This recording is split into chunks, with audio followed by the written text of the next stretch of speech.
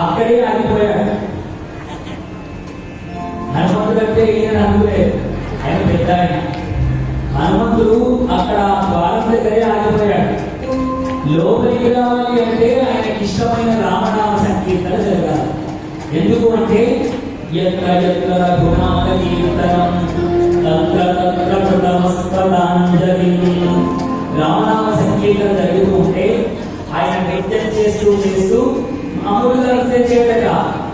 బాష్పవాలి పరిపూర్ణ భోజనం, కళ్ళ వెంటైన నీళ్లు కాలుస్తూ రామనామాన్ని జపం చేస్తూ వస్తాడు.